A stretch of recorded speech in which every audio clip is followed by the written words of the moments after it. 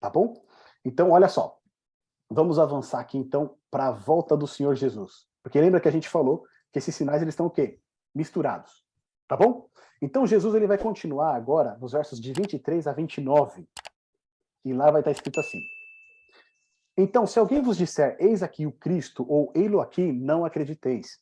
Porque surgirão falsos cristos e falsos profetas, operando grandes sinais e prodígios para enganar, se possível, os próprios eleitos.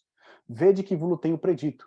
Portanto, se vos disserem, eis que ele está no deserto, não saiais. Ou ei-lo no interior da casa, não acrediteis.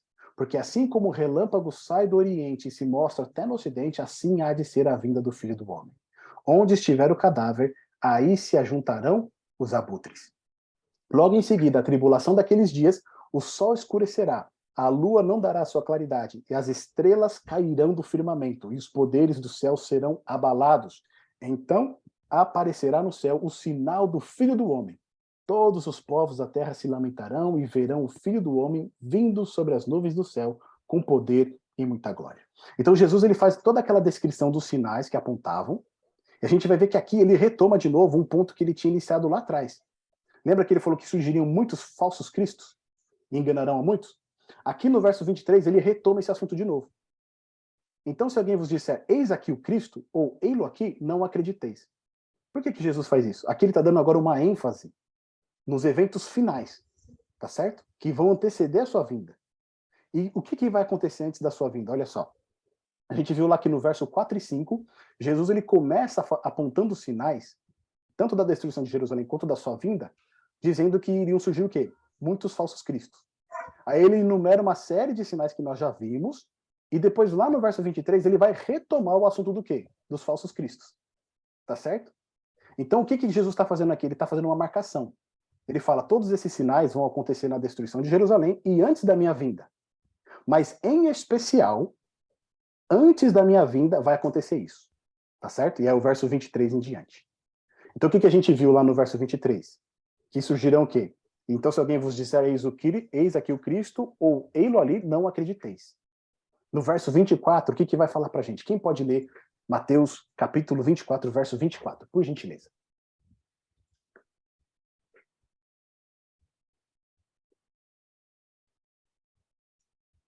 Porque surgirão falsos cristos e falsos profetas, operando grandes sinais e prodígios, para enganar, se possível, os próprios eleitos.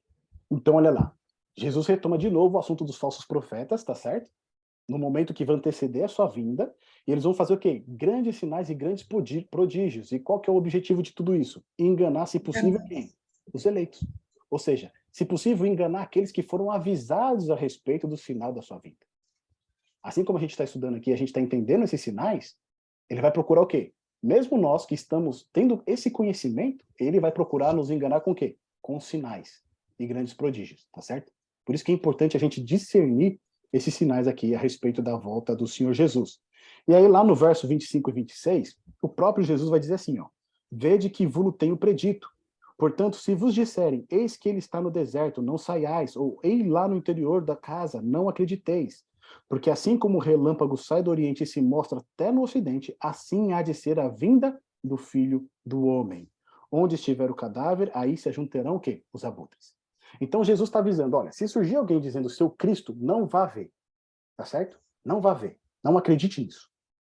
Porque quando eu vier, ele diz muito claro ali no verso 27, assim como o relâmpago sai do oriente e se mostra ao ocidente, assim também será a vinda do Filho do Homem. Ou seja, a volta do Senhor Jesus será algo que todos verão no céu.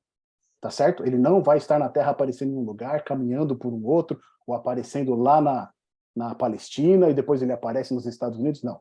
Quando Jesus retornar, ele vai aparecer o quê? No céu. Tá bom? Então, não acreditem nisso. E aí, no verso 29, Jesus ele traz ali o ponto iminente para a gente, né? Antecedendo a sua vinda. Quem pode ler para a gente o verso 29, por gentileza? A Marisa vai ler para a gente. Logo em seguida, a tribulação daqueles dias, o sol escurecerá, a lua não dará a sua claridade, as estrelas cairão do firmamento e os poderes dos céus serão abalados. Perfeito. E aí no verso 30 diz assim, então aparecerá no céu o sinal do Filho do Homem. Tá certo? É a volta de Jesus aqui. Então Jesus ele diz que um pouco antes da sua vinda, o que vai acontecer no céu? Grandes sinais. Tá certo? No verso 29 foi isso que a gente acabou de ler. O sol escurecerá, a lua não dará sua claridade e as estrelas cairão o quê? Do firmamento. Isso pouco antes da volta do Senhor Jesus. Então, agora, olha que coisa interessante. Esses pontos que Jesus trouxe aqui, antes da sua vinda, esses sinais todos que a gente acompanhou aqui no Evangelho de Mateus, no capítulo 24, eles também fazem parte dos 6 selos de Apocalipse. Tá certo? O nosso estudo que a gente fez a respeito de Apocalipse tem aqui depois no nosso canal. Você pode procurar ali o estudo que a gente fala a respeito dos 7 selos. A gente vai ver que esses pontos, a pregação do evangelho, a fome, a peste, a perseguição, sinais no céu, o lamento das pessoas e a segunda vinda de Cristo, elas fazem parte das 6 trombetas que estão no livro de Apocalipse, que vai do capítulo 6, tá certo? Do verso 1, até Apocalipse 6 verso 17. Ou seja, todos esses sinais que Jesus apontou lá na destruição de Jerusalém também fazem parte o quê? Da sua segunda vinda. A gente consegue, né, perceber isso acontecendo aqui. E a profecia também relata para que esses sinais que ele apontou, eles vão acontecer justamente antes da volta do Senhor Jesus. E agora eu quero chamar sua atenção em especial para o verso 29, que acabou de ser lido aqui para gente, numa comparação com outros 2 textos bíblicos, tá bom? Um do Antigo Testamento e um lá de Apocalipse. Em Joel, no capítulo 2, no verso 10, 11, o profeta, ele escrevendo a respeito do dia do Senhor, ele disse o seguinte: diante deles treme a terra, e os céus se abalam, o sol e a lua se escurecem, e as estrelas retiram seu resplendor. O Senhor levanta a voz diante do seu exército, porque muitíssimo grande é o seu arraial, porque é poderoso quem executa suas ordens. Sim, grande é o dia do Senhor e muito terrível. Quem o poderá suportar? Percebe aqui que o profeta está falando do dia do juízo, o dia do Senhor, o dia que o Senhor vai estabelecer o seu reino e vai acabar com todo o mal. E ele narra esse dia como o quê? Treme a terra, os céus se abalam, o sol e a lua se escurecem e as estrelas retiram o quê? O seu resplendor. Não foi a mesma coisa que a gente acabou de ler no Evangelho de Mateus? Né, que a Marisa leu ali pra gente? Né, o sol escurecerá, a lua não dará sua claridade, as estrelas cairão do firmamento e os poderes do céu serão o quê? Abalados. Ou seja, eles estão falando do mesmo assunto, mas de uma maneira diferente. Tá certo? E a gente consegue perceber os elementos que se encaixam aqui. Só que esse mesmo texto, João, ele vai repetir lá em Apocalipse 6, quando ele fala a respeito do 6º selo. Tá bom? E olha o que ele diz lá. Vi quando o cordeiro abriu o 6º selo e sobreveio grande terremoto. O sol se tornou negro como saco de crina, a lua toda como sangue, as estrelas do céu caíram pela terra, como a figueira quando abalada por vento forte deixa cair os seus figos verdes. E o céu recolheu-se como um pergaminho quando se enrola, então todos os montes e ilhas foram removidos de seu lugar. Os reis da terra, os grandes, os comandantes, os ricos, os poderosos, e todo escravo e todo livre se esconderam nas cavernas e nos penhascos dos montes, e disseram aos montes e aos rochedos: caí sobre nós e escondei-nos da face daquele que se assenta no trono e da ira do Cordeiro, porque chegou o grande dia da ira deles, e quem é que pode suster-se? Lembra da pergunta que Joel fez? Quem o poderá suportar? Aqui João de novo ele faz. Quem é que pode o quê? Suster-se. Ou seja, nesses 3 textos bíblicos, nós estamos falando do mesmo assunto. Tá certo? Eles repetem a mesma ideia. Antes da volta do Senhor, o sol se escurecerá, a lua não dará sua luz, as estrelas cairão do firmamento. Haverá um grande temor de terra, né? As pessoas se lamentarão. Por quê? Porque os sinais que Jesus falou que antecederiam a sua vinda se cumpriram. Ou seja, é verdade. Tá certo? E olha que coisa interessante. Por que a gente traz esses pontos aqui para nós? Esses pontos que a gente acabou de ver, grande temor de terra, o sol não dará sua luz, a lua também não dará sua luz, as estrelas cairão do firmamento. Quando a gente olha para a história, assim como aconteceu com o cerco de Jerusalém, onde a gente viu que a profecia que Jesus havia mencionado 30 anos anteriormente se cumpriram na história, alguns dos elementos que Jesus mencionou também já se cumpriram. Aqueles sinais todos que a gente viu, né? Falsos profetas, falsos cristos, o amor se esfriará, tudo isso a gente consegue constatar apenas observando. Né? Basta olhar o mundo ao nosso redor, a gente vê que esses sinais eles estão se cumprindo. Guerras e rumores de guerras, fomes e terremotos cada vez de uma maneira mais ampla acontecendo em vários lugares do mundo. Só que aqueles 3 pontos que a gente viu, que Jesus falou antes da sua vinda, né? Um grande temor de terra, o sol deixará de dar a sua luz, a lua deixará de iluminar e as estrelas cairão do céu, eles ocorreram também já na história. No ano de 1755, nós temos o que foi conhecido como o terremoto de Lisboa, tá certo?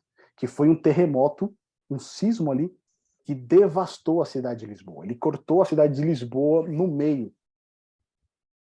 Só que esse terremoto, por mais forte que ele tenha sido ali em Lisboa, foi um terremoto que se espalhou por todo o mundo. Aqui nesse gráfico da direita, a gente pode ver a abrangência, né? Aonde chegou esse terremoto. A gente percebe, né, que até aqui no Brasil, né, assim, até um pouquinho mais ali na Argentina, ele chegou também. Foi para os Estados Unidos, ele chegou no norte da África, ele foi até a Índia. Ou seja, foi um terremoto de escala global. Tá certo? Mais de 10 mil mortos por conta desse terremoto. E ele, né, ele ficou marcado na história como o maior terremoto que houve. E aí teve até um autor, que eu esqueci o nome dele aqui agora, que ele escreveu um livro, e ele disse que o dia da ira de Deus, acho que chama assim o livro. Ou seja, até mesmo esse autor que é secular, ele não é religioso, ele conseguiu enxergar nessa época esse terremoto como o quê? Um momento em que algo sobrenatural estava acontecendo. Né? O movimento iluminista, que já nesse período já engatinhava, e depois ele vai ganhar mais força com a Revolução Francesa, um dos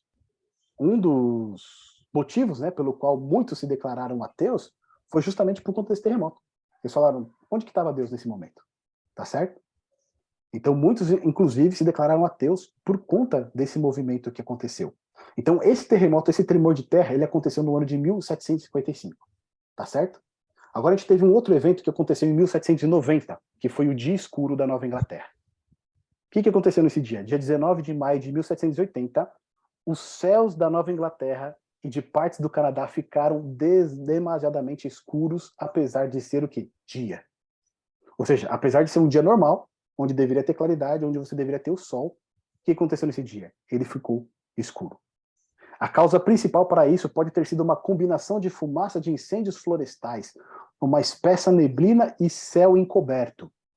No entanto, a escuridão foi tamanha que foi necessário usar velas durante o dia. O fenômeno não dispersou até metade da noite seguinte. Ou seja, durante mais de um dia, trevas pairaram sobre a Nova Inglaterra. E por mais que eles queiram justificar essas trevas, né?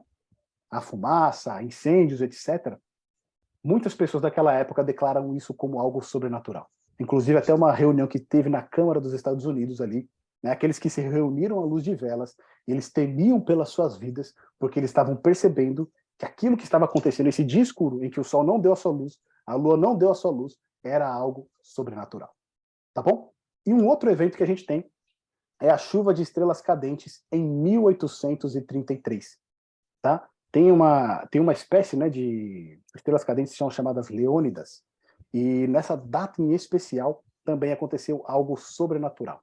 Foi uma tempestade dessa chuva de estrelas cadentes, onde as pessoas puderam, ela começou de madrugada, e as pessoas puderam acompanhar ali mais de 100 mil meteoros por hora caindo. Ou seja, o céu, mesmo sendo de noite, mesmo sendo de madrugada, ele ficou completamente o quê? Iluminado, por conta dessas estrelas que caíam sem cessar. Em alguns lugares foram registrados até 240 mil meteoros caindo durante 9 horas dessa tempestade. E o interessante aqui é que esse evento, né, ele foi muito mais forte no nordeste dos Estados Unidos, na parte norte dos Estados Unidos, ali também nas montanhas rochosas. E aí você fala, Jefferson, tá bom, mas por que esses eventos aqui são tão importantes? Né? Lembra que Jesus falou que momentos antes da sua vinda, não somente ele disse, mas o profeta Joel falou, João depois confirmou que iria acontecer. Grande temor de terra, o sol não daria a sua luz, a lua não daria a iluminação e as estrelas cairiam do céu. Todos esses eventos, eles aconteceram na história. E próximos, né, uns dos outros. Um acontece em 1755, depois 1790 e depois 1833. O que estava acontecendo nessa data em específico? Olha que interessante. O Adventismo é um movimento religioso cristão protestante iniciado no século XIX, dentro do contexto do segundo grande reavivamento dos Estados Unidos, que salienta a crença na iminente segunda vinda de Jesus à Terra. Ou seja, o movimento do Adventismo foi um movimento que começou nos Estados Unidos e abarcou ali diversas denominações que começou a anunciar o quê? A segunda volta de Jesus. O movimento começou com William Miller, fazendeiro, membro da Igreja Batista, cujos seguidores ficaram conhecidos como milleritas. O adventismo surgiu após a interpretação bíblica de William Miller de que Jesus voltaria na década de 1840, mais precisamente no ano de 1843 do calendário judaico, que equivalia naquele ano a março e abril de 1843 até março e abril de 1844. Miller chegou a esta conclusão interpretando a profecia de Daniel, capítulo 8, verso 14, até 2.300 tardes e manhãs e o santuário será purificado, entendendo que no final dessa data ocorreria a volta literal de Jesus. Isso porque ele e teólogos de sua época enxergavam a terra como sendo santuário, ao comparar Jesus como o cordeiro que sai de sua casa no céu para morrer no santuário da terra, sendo a volta de Jesus a purificação da terra com fogo e o cumprimento dessa profecia. Tá certo? Os adventistas não eram, até então, um título de uma denominação religiosa, mas grupo de várias denominações como batistas, metodistas, Conexão Cristã e entre outras, que professavam naquele tempo a proximidade da volta de Jesus, unindo-se ao pregador William Miller. Ou seja, no mesmo período em que esses cumprimentos proféticos começam a acontecer e declaram que Jesus está perto de retornar, surge então o movimento do adventismo nos Estados Unidos, proclamando o quê? A segunda volta de Jesus. Tá certo? Ou seja, os cumprimentos da profecia que Jesus falava que apontava para a sua vinda vão culminar no quê? Num movimento que engloba várias denominações, e todas elas com uma única mensagem. Qual é? Jesus está voltando. É lógico que, né, William Miller aqui, Guilherme Miller, ele errou o evento. Né? Ele esperava que Jesus voltasse em 1844. Nós estamos até aqui agora, ou seja, Jesus não voltou.